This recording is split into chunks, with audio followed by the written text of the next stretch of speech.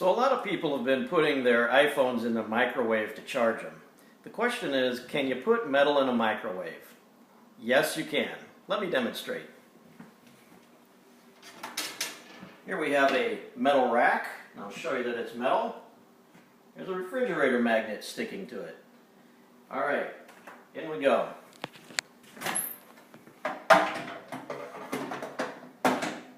Have a cup of water, and we will